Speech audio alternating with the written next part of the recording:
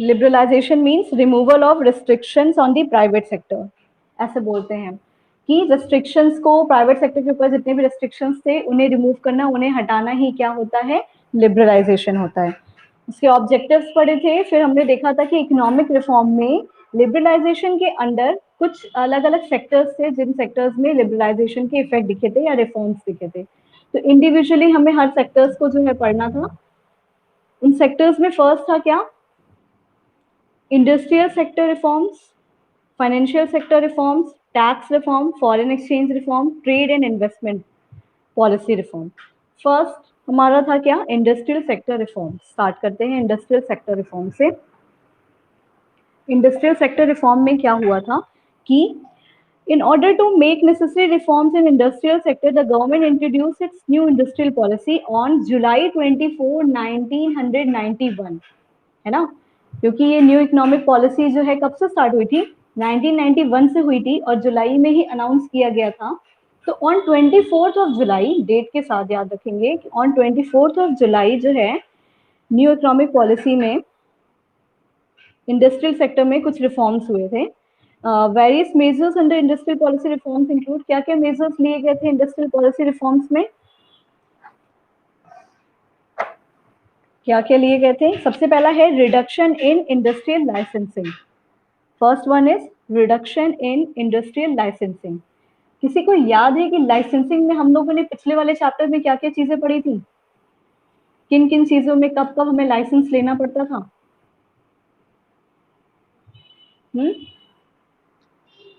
Last chapter में we have studied ना कि लाइसेंस लेने की, इंडस्ट्रीज को न्यू इंडस्ट्रीज का सेटअप करने के लिए लाइसेंस लेना पड़ता था, है ना, in chapter number 2 where we have studied from 1950 to 1990। तो उसमें क्या था कि किसी भी न्यू इंडस्ट्री का सेटअप करने के लिए इंडस्ट्रीज लेना पड़ता था, किसी भी इंडस्ट्रीज को एक्सपेंड करने के लिए या डाइवर्सिफाई करने के लिए भी लाइसेंस अप्लाई करना पड़ता था। बिना लाइसेंस के हम ना तो अपने इंडस्ट्रीज को एक्सपेंड कर सकते थे और ना ही अपने प्रोडक्ट्स को डाइवर्सिफाई कर सकते थे। ये सारी चीजें थी उसमें। तो क्या हुआ कि रिडक्शन इन इंडस्ट्रियल लाइसेंसिंग एक सबसे पहला रिफॉर्म में ये लाया गया चेंजेस कि लाइसेंसिंग में रिडक्शन लाया गया, यानी बहुत कम चीजों में अब लाइसेंसिंग की जरूरत थी। The new policy abolished industrial licensing for all the projects except for some industries like liquor, defense equipment, industrial explosive, etc. बोल रहा है यहाँ पे कि कुछ ऐसी इंडस्ट्रीज थी जैसे कि for example liquor, defence equipment और इंडस्ट्रियल एक्सप्लोजिव्स, जो एक्सप्लोजिव्स वगैरह बनाती हैं ना, तो इन इंडस्ट्रीज को छोड़ के और बाकी इंडस्ट्रीज में लाइसेंसिंग की अब जरूरत नहीं थी, उनमें से लाइसेंसिंग का सिस्टम हटा दिया गया था, ठीक है, एक्सेप्ट दीज फ्यू इंडस्ट्रीज। फिर है no licence was required to set up new unit और टू एक्सपेंड और diversify the production. Previous chapter में हमने पढ़ा था अप टू 1950 से लेकर 1990 तक जो रिस्ट्रिक्शंस लगाए गए थे, गवर्नमेंट बहुत सारे गवर्नमेंट एंटरप्राइजेस से रहते थे, प्राइवेट सेक्टर को अलाउ नहीं था। तो उसमें ये भी था कि एक्सपेंड करने के लिए और न्यू इंडस्ट्री का सेटअप करने के लिए, न्यू इंडस्ट्रीज का सेटअप करने के लिए और एक्सपेंड और डाइवर्सिफाई करने के लिए भी हमें लाइसेंस की जरूरत पड़ती थी।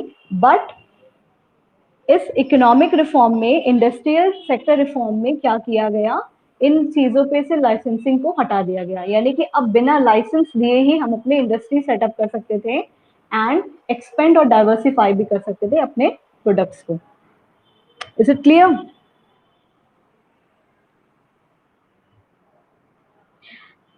जहां तक सिक्योरिटीज, ऐसी इंडस्ट्रीज की बात करते हैं जहां पे जो रिलेटेड होती है विद द सिक्योरिटी और स्ट्रैटेजिक कंसिडरेशन में, उन चीजों में अभी सिर्फ लाइसेंसिंग की जरूरत थी, बाकी चीजों से लाइसेंसिंग को कम कर दिया गया था या हटा दिया गया था।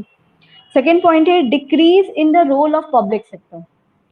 इंडस्ट्रियल सेक्टर रिफॉर्म में सेकेंड पॉइंट क्या है, decrease in the role of public sector, यानी कि पब्लिक सेक्टर के रोल को बहुत ही कम कर दिया गया था, है ना, पब्लिक सेक्टर के रोल को जो है वो कम कर दिया गया था। अब क्या था, पहले हमने पढ़ा था कि स्केड्यूल ए, स्केड्यूल बी और स्केड्यूल सी करके 3 स्केड्यूल्स में इंडस्ट्रीज को डिवाइड किया गया था, लास्ट चैप्टर में पढ़ा था, जिसमें स्केड्यूल ए में टोटल नंबर ऑफ इंडस्ट्रीज कितनी थी, 17 इंडस्ट्रीज थी शेड्यूल ए में, और उसके बाद शेड्यूल बी में कितनी थी मैम? शेड्यूल बी में 12 थी, है ना। जो कि शेड्यूल ए में जो 17 इंडस्ट्रीज थी उसके ओन, वो कौन ओन करता था? गवर्नमेंट ओन इंडस्ट्रीज थी, है ना, गवर्नमेंट ओन करती थी। तो अब क्या हुआ था कि पब्लिक सेक्टर जो 17 इंडस्ट्रीज थी उसको रिड्यूस करके अब सिर्फ 3 इंडस्ट्रीज जो थी वो पब्लिक सेक्टर के पास थी। 17 इंडस्ट्रीज जो सिर्फ एक्सक्लूसिवली यानी कि सिर्फ और सिर्फ गवर्नमेंट ओन करती थी, है ना, exclusively reserve for the public sector जो थी 17 इंडस्ट्रीज, उन्हें रिड्यूस करके अब जो है सिर्फ 3 इंडस्ट्रीज जो थी। कौन कौन सी इंडस्ट्रीज? डिफेंस हो गई, एटॉमिक एनर्जी जनरेशन हो गई, एंड रेलवेज हो गया, रेलवे ट्रांसपोर्ट हो गया। ये सिर्फ 3 इंडस्ट्रीज जो थी वो गवर्नमेंट के कंट्रोल में थी, यानी पब्लिक सेक्टर इंडस्ट्रीज रह गई थी। बाकी सारे इंडस्ट्रीज में अब प्राइवेट सेक्टर को भी परमिशन मिल गई थी कि आप भी वो सेटअप कर सकते हैं और उसमें ऑपरेट कर सकते हैं। पहले नहीं था अलाउ, सिर्फ 17 इंडस्ट्रीज, इन 17 इंडस्ट्रीज में पब्लिक सेक्टर को, प्राइवेट सेक्टर को बिल्कुल परमिशन नहीं थी, सिर्फ पब्लिक सेक्टर यूज उसमें वहां पे ऑपरेट करती थी। लेकिन अब सिर्फ 3 इंडस्ट्रीज ऐसी थी जहां पे पब्लिक सेक्टर ऑपरेट करेगी और बाकी के प्राइवेट सेक्टर वाले भी आ सकते हैं। ठीक है, ओके। फिर है नेक्स्ट कि D reservation under small scale industries. D reservation under small scale industries में क्या बोल रहा है कि जो स्मॉल स्केल इंडस्ट्रीज थी, जैसे कि हमने एसएसआई पढ़ा था ना, उसमें जिन जिन इंडस्ट्रीज का इन्वेस्टमेंट अमाउंट जो है वो मैक्सिमम इन्वेस्टमेंट अमाउंट रिसेंटली तो 1 करोड़ रुपीज हो गया है, पहले क्या था 5 लाख था, उन इंडस्ट्रीज को हम स्मॉल स्केल इंडस्ट्रीज बोलते थे। और उनके लिए बहुत सारे प्रोडक्ट्स को रिजर्व कर दिया था, है ना। उनको जो है बिग इंडस्ट्रीज से बचाने के लिए उनके प्रोडक्ट्स को रिजर्व कर दिया गया था, याद है? Yes ma'am. अभी लास्ट चैप्टर में हम लोगों ने पढ़ा था। तो यहाँ पे क्या हुआ था, D reservation under small scale industries, यानी कि उन रिजर्वेशन को हटा दिया गया था, है ना। अगर हमें अपने मार्केट को कॉम्पिटेटिव मार्केट बनाना है तो हम अगर रिजर्वेशन लगाने लगेंगे यानी प्रोडक्ट्स को रिजर्व करने लगेंगे तो क्या होगा कि कंपटीशन नहीं हो पाएगा, फिर तो बहुत कम ही लोग रहेंगे ऑपरेट करने वाले, वहां पे कंपटीशन नहीं हो पाएगा और ये लोग अपने आप को जो है अपनी कैपेबिलिटी को इंक्रीज भी नहीं कर पाएंगे। तो उस रीजन की वजह से many goods produced by small scale industries have now been de-reserved। उन प्रोडक्ट्स को क्या कर दिया गया था, जो पहले रिजर्व्ड हुआ करती थी सिर्फ स्मॉल एसएसआई के लिए, उन्हें डी रिजर्व कर दिया गया था, यानी उनका रिजर्वेशन हटा दिया गया था। In many markets, the prices were determined by market forces and of demand and supply and not directly by the government। इसमें क्या बोल रहा है ना कि बहुत सारे मार्केट में इसमें ऐसा होता था कि जो प्राइसेस होती थी वो मार्केट फोर्सेस से डिटरमाइन होती थी, वहां पे गवर्नमेंट अब प्राइस नहीं डिसाइड करती थी। ठीक है, मार्केट फोर्सेस से प्राइस डिसाइड करने का क्या मतलब होता है, हम लोग माइक्रो इकोनॉमिक्स में लास्ट चैप्टर में प्राइस डिटर्मिनेशन चैप्टर पढ़े थे, याद है किसी को? क्लास 11th में माइक्रो इकोनॉमिक्स में लास्ट चैप्टर पढ़े थे ना, प्राइस डिटर्मिनेशन। उसमें हम इक्विलिब्रियम डिमांड और सप्लाई कर्व अगर साथ में जब ड्रॉ करते हैं तो जिस पॉइंट पे दोनों इंटरसेक्ट करता है वो क्या होता है, इक्विलिब्रियम पॉइंट होता है, और उस प्राइस लेवल पे इक्विलिब्रियम प्राइस जनरेट होता है ना। तो जहाँ पे डिमांड और सप्लाई यानी मार्केट फोर्सेस से जब प्राइस डिटरमाइन होती है, उस तरीके से मार्केट में प्राइसेस डिसाइड हो रही थी, ना कि गवर्नमेंट जो है वो खुद से डिसाइड कर रही थी कि क्या प्राइसेस होने चाहिए गुड्स के। तो ये भी एक चेंज आया था। Is it clear? Yes ma'am. Okay, फिर नेक्स्ट है कि एक 4 पॉइंट लिखा हुआ है इसमें, monopolies and restrictive trade practices, MRTP act. ये लाया गया था कहाँ पे, इंडस्ट्रियल सेक्टर रिफॉर्म के अंदर, है ना। क्या क्या चीजें हमने पढ़ी इंडस्ट्रियल सेक्टर रिफॉर्म में कि रिडक्शन इन इंडस्ट्रियल लाइसेंसिंग, पहली बात लाइसेंसिंग में कम कर दिया गया, पहले जो है न्यू इंडस्ट्रीज का सेटअप करने के लिए और प्रोडक्ट को एक्सपेंड और डाइवर्सिफाई करने के लिए भी लाइसेंस की जरूरत पड़ती थी, वो सारी चीजें हटा दी गई। सेकेंड चीज क्या, decrease in the role of public sector, जो पब्लिक सेक्टर था उनके रोल को कम कर दिया गया था, यानी कि अब पहले जो 17 industries under the public sector government हुआ करती थी उनको रिड्यूस करके 3 इंडस्ट्रीज कर दी गई थी। कौन कौन सी 3 इंडस्ट्रीज थी? Defence equipments, atomic energy generation and transport, railway transport, ठीक है। And the third point was D reservation under SSI, यानी स्मॉल स्केल इंडस्ट्रीज में डी रिजर्वेशन होने लगा था, यानी प्रोडक्ट्स को अब रिजर्व जो पहले हुआ करती थी उन्हें डी रिजर्व कर दिया गया था, और जो प्रोडक्ट्स के प्राइसेस थे वो अब गवर्नमेंट नहीं डिसाइड करती थी, गवर्नमेंट की पॉलिसी से नहीं डिसाइड होता था। इनफैक्ट अब प्रोडक्ट के prices by the forces of demand and supply decide होता था, ठीक है। डिमांड एंड सप्लाई के फोर्सेस से प्राइस डिटर्मिनेशन होता था। फिर फोर्थ क्या आया था, पॉइंट था कि monopolies and restrictive trade practices, एक एक्ट लाया गया था, है ना, एक हम कह सकते हैं एक कानून की तरह लाया गया था, monopolies and restrictive trade practices, जिसे हम MRTP एक्ट बोलते हैं। इसमें क्या हुआ था कि with the introduction of liberalization and expansion schemes, the requirement for large companies to seek prior approval for expansion, establishment of new undertaking, merger, amalgamation, etc. were eliminated. देखो अभी तक हमने जो पीछे पढ़ा था ना कि रिडक्शन कर दिया गया था लाइसेंसिंग में और पब्लिक सेक्टर का रोल कम कर दिया गया था, तो ये सारी चीजें हुई थी क्योंकि एक कानून बनाया गया था जिसे हम बोलते हैं MRTP एक्ट। क्या बोलते हैं? MRTP act. इस एक्ट के तहत ही इस एक्ट की वजह से ही क्या किया गया था, इस एक्ट में ये बोला गया है, ये अलाउ किया गया है कि जो लिबरलाइजेशन के अंदर, लिबरलाइजेशन जब से आया कंट्री में उसके बाद जो एक्सपेंशन होने लगा, तो जो लार्ज कंपनीज हैं उनको पहले से अप्रूवल नहीं लेने की जरूरत है, पहले से अप्रूवल नहीं लेने की जरूरत है। किन चीजों के लिए? एक्सपेंशन करने के लिए, स्टैब्लिशमेंट करने के लिए और मर्जर करने के लिए या एलांगेशन के लिए, इन चीजों के लिए। यानी कि अगर किसी का दो इंडस्ट्रीज को आपस में मिल के काम करना है, मर्ज हो जाना है, या जो है या एक्सपेंड करना है या स्टैब्लिश करना है, ये सारी चीजों के लिए प्रायर अप्रूवल को एलिमिनेट कर दिया गया था, यानी हटा दिया गया था। किस नियम पे? इस MRTP एक्ट के अंतर्गत। ये बात समझ में आई? MRTP एक्ट क्या होता है? Monopolies and restrictive trade practices act होता है, ठीक है। ओके, तो ये 4 इंडस्ट्रियल सेक्टर रिफॉर्म्स थे। 4 इंडस्ट्रियल सेक्टर रिफॉर्म्स में हमने 4 पॉइंट्स पढ़े हैं। इंडस्ट्रियल सेक्टर रिफॉर्म्स में क्या क्या चीजें पढ़ी हैं, इस तरीके से डेली पढ़ते जाइए कि पॉइंट्स लर्न हो जाए, याद रहे हमें, बिल्कुल ना, रटने पे नहीं याद हो बट ऐसे याद हो जाए, क्योंकि हमें पता है ये चीजों में चेंज लाया था। इनमें वही सारे पॉइंट्स लिखे हैं जो पिछले चैप्टर में भी हम पढ़ चुके थे, बस उन्हीं को अब सुधारा गया, उनमें जो कमियां थी उन्हें अब ठीक किया गया था इंडस्ट्रियल सेक्टर रिफॉर्म के अंदर, इसीलिए से हम रिफॉर्म्स बोलते हैं। ओके, नाउ सेकेंड आते हैं हम लोग। सेकेंड है क्या हमारा? फाइनेंशियल सेक्टर रिफॉर्म ना। इंडस्ट्रियल सेक्टर रिफॉर्म के बाद क्या है? Financial sector reform. Financial sector में कैसे रिफॉर्म आया, उसमें क्या क्या चेंजेस लाए गए, करते हैं।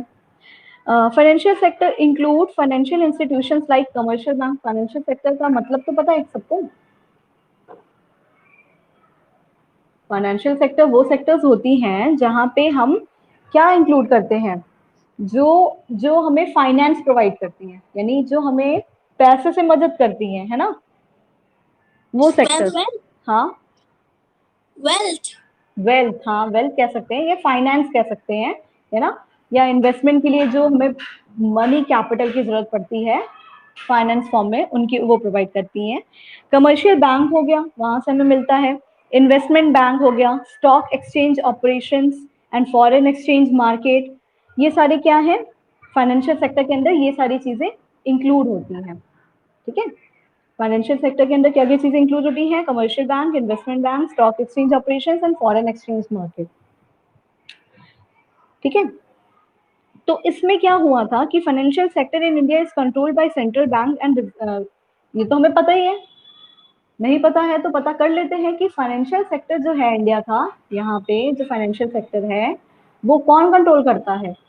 हर कंट्री का फाइनेंशियल सेक्टर वहाँ के सेंट्रल बैंक करती है, कोई भी कंट्री होगी वहाँ का फाइनेंशियल सेक्टर कंट्रोल करता है सेंट्रल बैंक। जैसे कि हमारी कंट्री में इंडिया के अंदर सेंट्रल बैंक कौन सा है? रिजर्व बैंक ऑफ इंडिया, जिसे हम शॉर्ट में आरबीआई भी बोलते हैं। आरबीआई जो है वो क्या है? हमारा सेंट्रल बैंक है कंट्री का, तो इन सेक्टर्स को कंट्रोल करता है।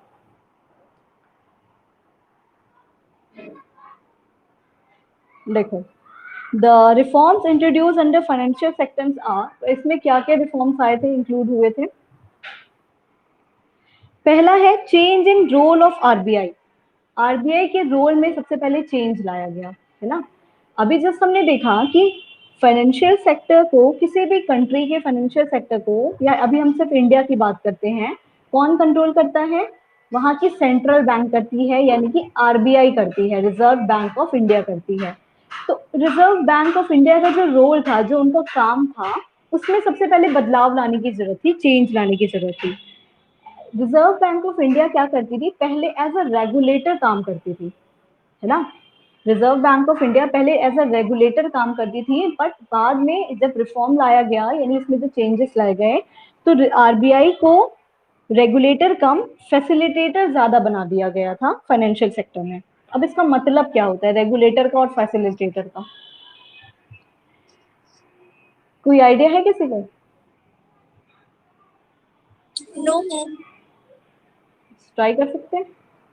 देखो, रेगुलेटर का मतलब होता है ना कि जब आरबीआई थी वो पहले रेगुलेट करती थी, मतलब कि पहले सिर्फ वो अपने डायरेक्शन देती थी, ऑर्डर देती थी कि आपको ये करना है, आपको ये नहीं करना है, ये चीजें फॉलो करनी है।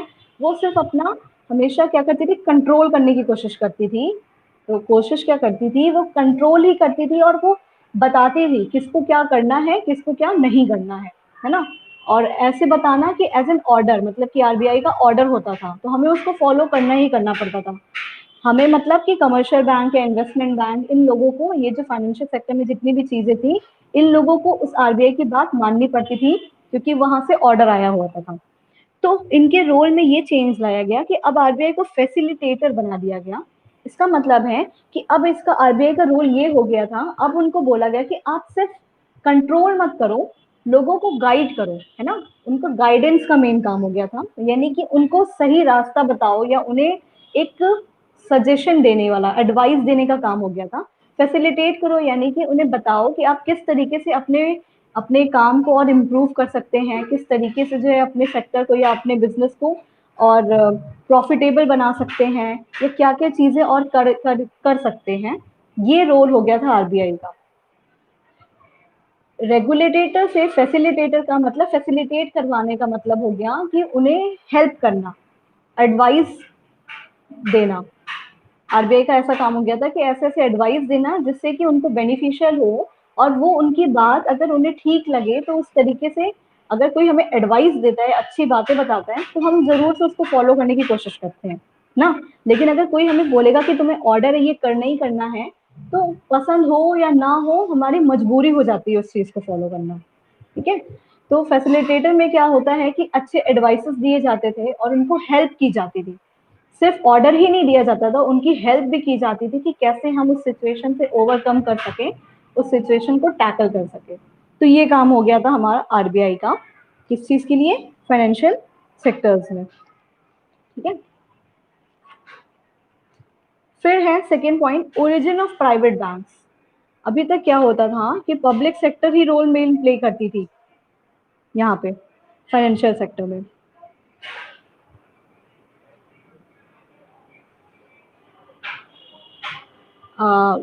इसमें हम change in role of RBI में हम ये भी इंक्लूड कर सकते हैं पॉइंट, एक पॉइंट, कि जो फाइनेंशियल सेक्टर थे ना, अब उनको अलाउ हो गया था, अब उनको परमिशन मिल गई थी कि वो जो है कोई डिसीजन हो किसी पर्टिकुलर चीज में, किसी उनके वर्क रिलेटेड कोई भी डिसीजंस होते थे, पहले उनको परमिशन नहीं होती थी, क्योंकि आरबीआई अगर बोलती थी तो ही करना पड़ता था। लेकिन अब उनको डिसीजन लेने का परमिशन हो गया था, मिल गया था, कि बिना आरबीआई से कंसल्ट किए वो कुछ चीजों के ऊपर डिसीजन खुद से ले सके। कौन ले सके? फाइनेंशियल इंस्टीट्यूशंस ले सके। ठीक है। उसमें हम ये वाली पॉइंट भी लिख सकते हैं। फिर है origin of private banks. Origin of private banks क्या है? जो ये रिफॉर्म पॉलिसीज आई थी उसमें प्राइवेट सेक्टर बैंक्स का स्टैब्लिशमेंट हुआ था। स्टैब्लिशमेंट हुआ था किसका? प्राइवेट सेक्टर बैंक्स का, Indian as well as foreign banks. मतलब ऐसे नहीं है कि जो इंडिया में ओरिजिन बैंक होंगी प्राइवेट सेक्टर, इंडिया के ही प्राइवेट सेक्टर वाले जो बैंक अगर बनाएंगे तो सिर्फ उन्हीं का स्टैब्लिशमेंट होगा। फॉरेन बैंक्स को भी परमिशन मिली थी कि आप आइए इंडिया में अपना बैंक खोलिए। ठीक है, फॉर एग्जाम्पल क्या था? आईसीआईसीआई बैंक, एचएसबीसी बैंक, ये सारे एग्जाम्पल्स हैं प्राइवेट सेक्टर बैंक्स के। और प्राइवेट सेक्टर बैंक्स के एग्जाम्पल बताओ, और कोई बैंक जो प्राइवेट सेक्टर बैंक है? मैम एचडीएफसी है, बिल्कुल। और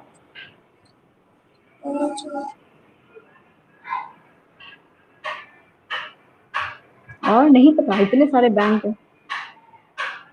चलो आगे बढ़ते हैं। थर्ड पॉइंट देखते हैं, increase in limit of foreign investment. फिर क्या हुआ?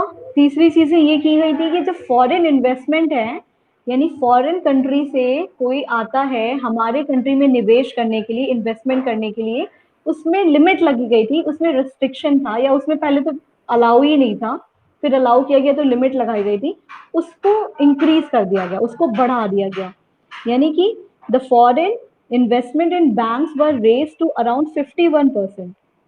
The limit of foreign investment in bank में जो है 51% तक लिमिट, इन्वेस्टमेंट की लिमिट बढ़ा दी गई थी कि अराउंड 51% तक जो है लोग इन्वेस्टमेंट कर सकते हैं।